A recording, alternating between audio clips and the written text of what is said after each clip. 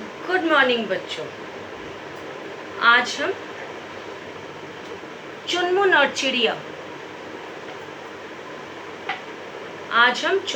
चिड़िया का बाकी का पाठ पढ़ेंगे। जैसे कि आज अब तक जो हमने पढ़ा है उसमें हमने देखा चुनमुन नाम का एक छोटा सा लड़का है जिसके घर के आंगन में एक जगह पर ईंट निकली हुई थी और वहाँ चिड़ा और चिड़िए ने एक घोंसला बनाया। तिनका तिनका जमा किया, सुतली लाते कभी कुछ लेकर आते, कभी सूखे घास लेकर आकर उन्होंने एक घोंसला बनाया। फिर उसमें अंडे दिए और चुनमुन इस बात से बहुत ही खुश था, बहुत ही वो एक्साइटेड था कि वो उसके घर के आंगन में पहली बार एक चिड़ा और चिड़िए ने घोंसला बनाया। उन्होंने अंडे दिए, अंडे में से फिर बच्चे आए। जब अंडे फूटे और उसमें से एक छोटा सा बच्चा आया तो उसके तो जैसे खुशी का ठिकाना ही नहीं रहा। वो रोज़ सुबह स्कूल जाने से पहले उनको बाय कर जाता। ऐसा लगता था जैसे मानो वो चिड़िया, उनके बच्चे, वो परिवार, चिड़िया का परिवार उसकी बातें समझता हो। केवल इतना ही नहीं, वो हर छोटी छोटी बात अपनी माँ से समझने की कोशिश करता। किस तरह से चिड़िया बच्चे देती है, किस तरह से चिड़िया अपना घर बनाती है, किस तरह से वो अंडे देती है, किस तरह से अंडे फूटकर उसमें से बच्चे आते हैं।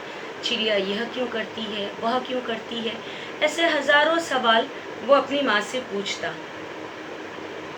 माँ तो काम में व्यस्त रहती, हर समय उसके हर सवाल का जवाब नहीं दे पाती और कभी कभी उसको डांट कर कह देती, तेरे को और कोई काम वाम नहीं है क्या। और जब फुर्सत में होती तब उसके सवालों का जवाब, इक्के दुक्के सवालों का जवाब दे देती। चलिए हम आगे देखेंगे। पेज नंबर 14 लास्ट पैराग्राफ से हम शुरू करेंगे। सुबह उठते ही उसका पहला काम यही होता, मेज़ पर खड़ा होकर चिड़िया के बच्चे को ची ची करते देखता और फिर खुश होकर अपने काम में लग जाता। स्कूल जाने से पहले चिड़िया के बच्चे को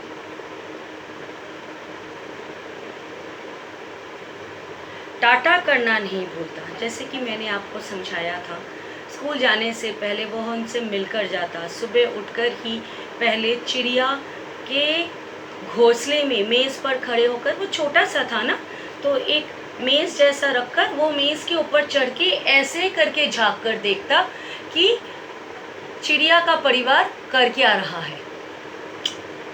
जब माँ अपने चोंच से बच्चों को खाना खिलाती तो वो हैरान होकर देखता कि किस तरह से माँ चिड़िया अपने छोटे छोटे चूज़ों के चोंच के अंदर किस तरह से अपनी चोंच से उनके मुंह के अंदर खाना डाल रही है। ये सारी चीज़ें उसके लिए बहुत ही नया एक्सपीरियंस था। वह बहुत ही ज़्यादा उत्सुक था, बहुत ज़्यादा एक्साइटेड था। उत्सुक का मतलब एक्साइटेड, बहुत ज़्यादा ही वह उत्सुक था। शाम को स्कूल से आते ही बस्ता फेंककर सीधा मेज़ पर आ खड़ा हो जाता और चिड़िया के घोंसले के आगे ऐसा खड़ा हो जाता मानो अभी अभी दुनिया का सबसे नायाब तमाशा यहाँ होने जा रहा हो। मम्मी कई बार खिंच जाती, तू तो बड़ा उतावला हो रहा है चुनमुन, देखना किसी दिन तो चिड़िया के बच्चों को हाथ लगाएगा और फिर चिड़िया इन्हें यही छोड़ जाएगी। ये भूखे कलपते रहेंगे, याद रखना। तो एक बात मैं आपको बताऊं, चिड़िया के बच्चों को अगर इंसान ने पकड़ लिया तो चिड़िया अपने बच्चों को फिर नहीं लेती। वह अपने बच्चों को वहीं छोड़कर चली जाती है। वह उसे दोबारा एक्सेप्ट नहीं करती।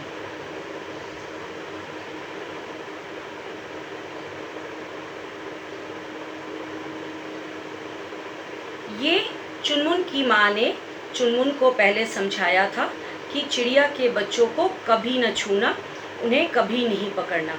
अगर एक बार उन्हें आपने पकड़ लिया तो चिड़िया के बच्चे को चिड़िया की माँ फिर नहीं पकड़ेगी, उसे फिर वहीं पे छोड़कर वह उड़कर चली जाएगी। अच्छा, तब से डर के मारे चुनमुन ने चिड़िया के बच्चे को हाथ तो नहीं लगाया, लेकिन उन्हें बार बार देखने की खुदर खुदर तो मन में मची ही रहती है। मतलब मन में हर समय हलचल ये मची रहती है कि कब मैं चिड़िया का बच्चा देखूंगा, कब मैं चिड़िया का घोंसला देखूंगा। वो घंटों उनके सामने बिता देता, उनके हरकतों को देखते हुए उसका समय बीतता। लेकिन आज तो कुछ ऐसा अजीब ही हालत हो गई कि उसकी समझ में नहीं आ रहा था वह क्या करे क्या नहीं। यहाँ तक कि उसे तो इतना भी नहीं समझ आ रहा था कि इस घटना से उसे खुश होना चाहिए या दुखी। असल में आज चुनमुन की छुट्टी थी। पापा और मम्मी दोनों दफ्तर गए हुए थे। चुनमुन ने सोचा चलकर पीछे वाले आंगन में खेला जाए। चिड़िया के बच्चों का क्या हाल है यह भी देखना चाहिए। उसने मेज पर चढ़कर देखा तो जी धक से रह गया। चिड़िया के 2 बच्चे में से एक ही था, दूसरा कहाँ गया?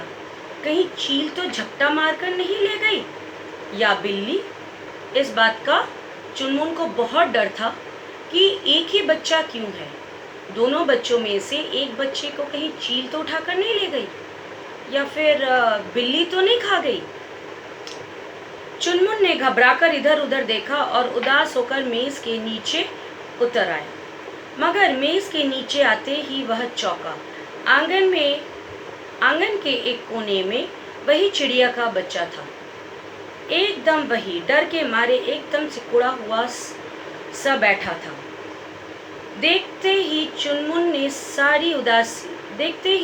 की सारी उदासी गायब हो गई। एक बार की तो उसे इतनी खुशी हुई कि वह मारे खुश के चीख पड़ने को हुआ। फिर अचानक उसका ध्यान इस बात की ओर गया कि चिड़िया का बच्चा डरा हुआ है। वह यह सोचने लगा कि चिड़िया का बच्चा क्यों डरा हुआ है, इतनी देर से भूखा प्यासा भी होगा, कहीं उसे पानी की जरूरत तो नहीं। वह एक कटोरी में पानी भर लाया और उसे चिड़िया के बच्चे के पास रखा, मगर वह चुटका सा चिड़िया का बच्चा पानी पिए कैसे? दीनू कह रहा था, अगर रुई भिगोकर चिड़िया के मुंह में पानी डालो तो वह पी लेगी। सोचकर वह रुई लाने के लिए अंदर गया। अभी वह रुई लेकर बाहर ही आया था कि आंगन में अमरूद के पेड़ से ची ची ची ची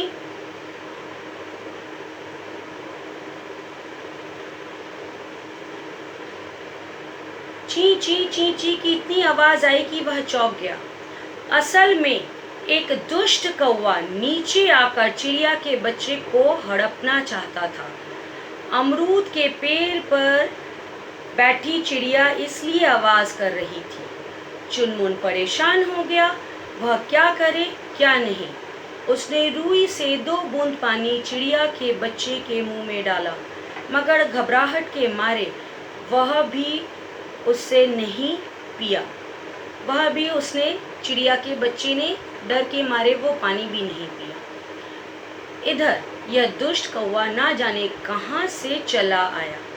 चुनमुन की सारी खुशी काफूर हो चुकी थी। काफूर मतलब गायब हो जाना। और वह डर सा गया था, कहीं चिड़िया के इस बच्चे का अनिष्ट न हो जाए। जब तक मम्मी नहीं आती तब तक मैं यहीं रहूंगा, सोचकर वो दीवार से टेक लगाकर बैठ गया और प्यार से चिड़िया के बच्चे को पुचकारने लगा। कुछ देर बाद उसे भूख लगी, लेकिन कहीं वह पाजी कौवा फिर से न आ जाए सोचकर वह वहां से नहीं हिला। दोपहर में मम्मी आई तो दरवाज़ा खोलते ही चुनमुन दौड़कर आंगन की ओर भागा।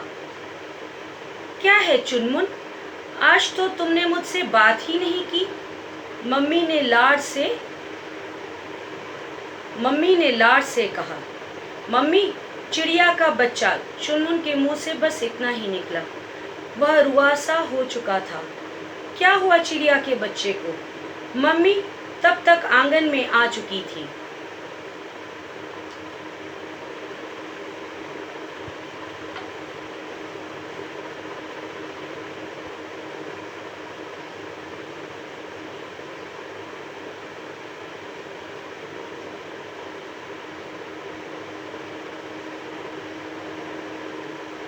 मम्मी तब तक आंगन में आ चुकी थी।